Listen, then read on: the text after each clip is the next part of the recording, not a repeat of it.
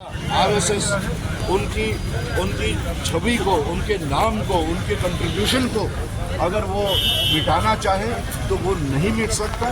चाहे वो जवाहरलाल नेहरू हो, चाहे वो राजीव गांधी हो, उन लोगों ने खून अपना बहाया है इस मुल्क की इंटीग्रिटी के लिए, इस मुल्क की सालमियत के लिए। तो छोटे डायरेक्ट रेफरेंस हमारे कॉन्स्टिट्यूशन में भी आई है, प्रीएम्बल में भी आई है नेहरूवियन फिलॉसफी की। आज के दिन में उसकी पहले से भी ज़्यादा अहमियत है, इम्पोर्टेंस है, ज़रूरत है, क्योंकि जो ताकतें इस वक्त हिंदुस्तान में हुकूमत कर रही हैं, वो ताकतें इस वक्त मुल्क की जो बुनियादें थी, जिन पे इस मुल्क की बुनियाद पड़ी थी, उन बुनियादों को खोखला बनाने की कोशिश कर रहे हैं, उन बुनियादों को हिलाने की कोशिश कर रहे हैं। और अगर आप देखें तो बीजेपी का बराह रास्त अगर कोई अटैक होता है तो पंडित जवाहरलाल नेहरू जी पे होता है। वो क्यों होता है, ये बात समझने की, क्योंकि वो नेहरूवियन फिलॉसफी जो थी, उसी फिलॉसफी ने इस मुल्क को जोड़ के रखा था, इस मुल्क को तरक्की की राह पे लाया था, और इस मुल्क में जो हिंदू मुस्लिम सिख इतिहाद का भाईचारा था, उसकी बुनियाद डाली थी, जो कि आज के हुक्मरानों की फिलॉसफी या सियासत या आइडियोलॉजी, जिसको हम आरएसएस की आइडियोलॉजी कहते हैं, उसके बिल्कुल विपरीत है। तो इसलिए हमारा मानना है कि जितना इसकी ज़रूरत, नेहरूवियन फिलॉसफी की ज़रूरत पोस्ट इंडिपेंडेंस में थी, उससे कहीं ज़्यादा आज उस फिलॉसफी को प्रोटेक्ट करने की, आज उस फिलॉसफी की प्रोपोगेशन लोगों तक पहुंचाने की, और आज उस फिलॉसफी के ऊपर कारबंद रहने की बहुत ही ज़रूरत है। हमारी कोशिश होगी जेकेपीसीसी की कि हम उस नेहरूवियन फिलॉसफी को नए सिरे से जिंदा करें, नए सिरे से लोगों तक पहुंचाएं। जिसके सिलसिले में हमने 2 दिन पहले एक मीटिंग हुई थी, हमने उस चीज़ का फैसला किया कि अगले साल से हम नेहरू जी का दिन एक सेरेमोनियल दिन के तहत ही नहीं, बल्कि पूरे 1 हफ्ते का प्रोग्राम रखा करेंगे। आज आप देख रहे हैं कि स्कूलों में, यूनिवर्सिटीज़ में, कॉलेजेस में किस तरह एकेडमिक्स को चेंज किया जा रहा है, किस तरह उन सारे लीडर्स को जिन्होंने हिंदुस्तान की आज़ादी में सबसे बड़ा योगदान दिया, उनकी हिस्ट्री किस तरीके से सिस्टमैटिक तरीके से करिकुलम से हटाई जा रही है।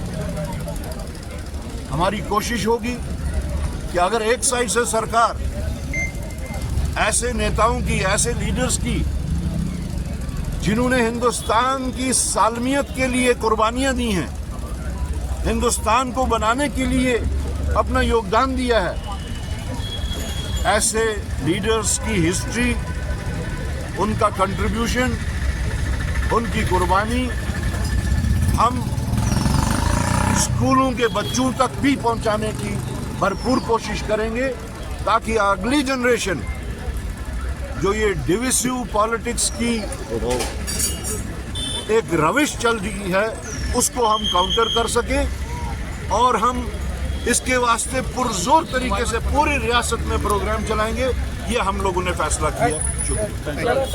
रहती है तो वो स्टेटहुड रहती है, ये समझदार लोगों के वास्ते बात है, ना समझूं के। अच्छा, एक और सवाल है, आप जो है आप इसमें मिनिस्ट्री में क्यों नहीं है, और दूसरा फैक्ट फाइंडिंग टीम कब तक आप रिपोर्ट देगी, क्योंकि आप मंथन तो कर रहे हैं, कभी सांबा जा रहे हैं, कभी कटवा जा रहे हैं, एक तो ये कि फैक्ट फाइंडिंग टीम कब तक देगी, एक्शन कब तक ली जाएगी, और दूसरा जो मिनिस्टर आपके जो MLAs हैं, उनमें से कोई मिनिस्टर क्यों नहीं बन पाता है?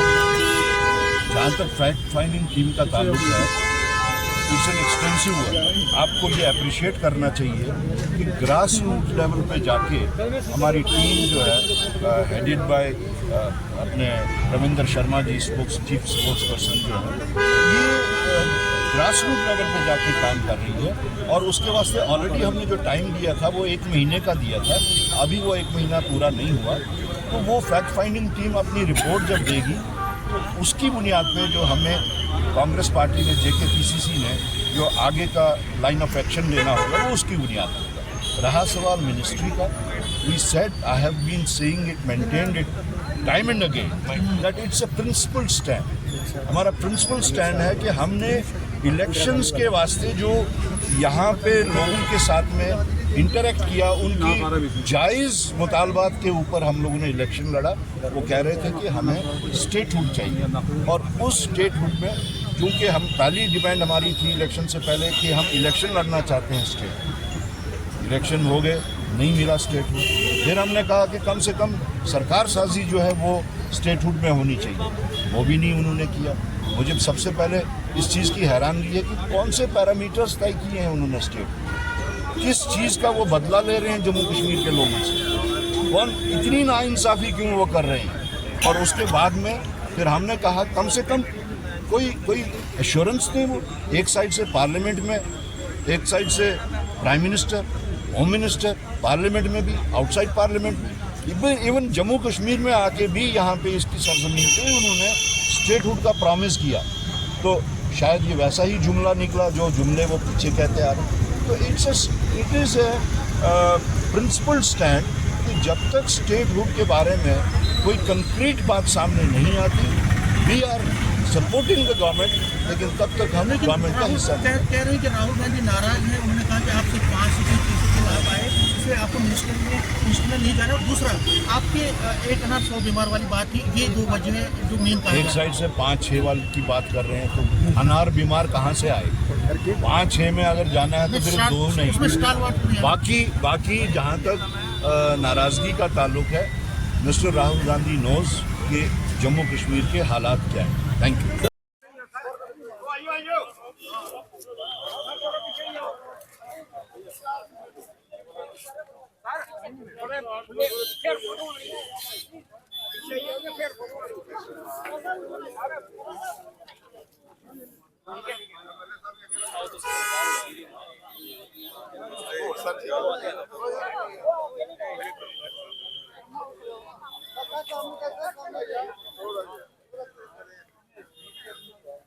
दो मिनट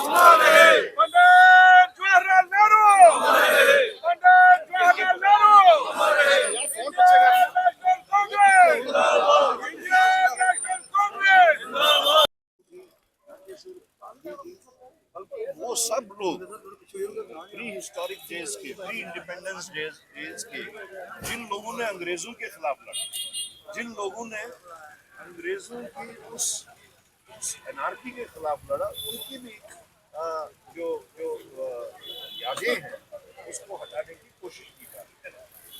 और जिसका ये है कि आज आप देखेंगे कि स्कूल के बच्चे, जैसे आज का दिन चाचा नेहरू का दिन चिल्ड्रंस डे मनाया जाता था, हर स्कूल में मनाया जाता था, पूरी रियासत में नहीं बल्कि पूरे मुल्क में इसको चिल्ड्रंस डे के तौर पे मनाया जाता था। लेकिन आज उसको गायब किया जाता है। तो हमारा मानना है कि अगर एक साइड से एक सस्टेन कैंपेन के तहत बीजेपी या आरएसएस ऐसे महापुरुषों को, कोई भी हो, ऐसे महापुरुषों के नाम को हटाने की कोशिश कर रहे हैं, ऐसे महापुरुषों की कुर्बानी को भुलाने की कोशिश कर रहे हैं। एज कांग्रेस पार्टी हमारी ये रिस्पॉन्सिबिलिटी बनती है और हमने JKPCC में ये फैसला किया है कि हम इस चीज़ को आगे बढ़ाने के लिए स्कूलों से कॉलेजेस में, यूनिवर्सिटीज में इस सब चीज को प्रोपेगेट करेंगे। हम ऐसे महापुरुषों की हिस्ट्री को मरने नहीं देंगे। सर अगर जम्मू किसने कहा है कि इंडस वाटर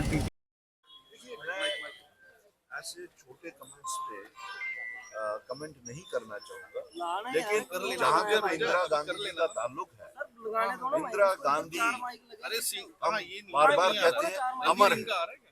इंदिरा गांधी की छाप 1000 साल तक भी यहाँ पे रहेगी। जिस तरह गांधी जी की छाप जो है वो हजारों साल यहाँ रहेगी, नहीं न कि सिर्फ हिंदुस्तान में बल्कि पूरी दुनिया में।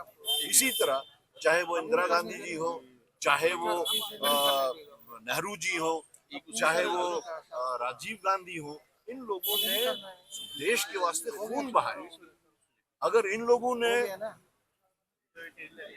उन ताकतों से, जो ताकतें हिंदुस्तान को तोड़ने को दर पे थी, अगर उन लोगों ने कंप्रोमाइज किया होता तो शायद उनकी शहादतें नहीं होती, शायद उनका खून ना बहा होता। लेकिन इस मुल्क की सालमियत के लिए, इस मुल्क की अखंडता के लिए जिन शख्सों ने इतनी बड़ी कुर्बानी दी हो, जान से बड़ी कोई कुर्बानी नहीं हो, जिन लोगों ने ऐसी कुर्बानी दी हो, उनके मुतल्लिक ऐसी बात करना मेरे ख्याल में बेहतर नहीं है। मेरे ख्याल में ये अच्छी बात है। उन्होंने कहा है कि वक्फ बोर्ड में अमेंडमेंट लाएंगे, चाहे राहुल गांधी जितना जोर लगा रहे हैं।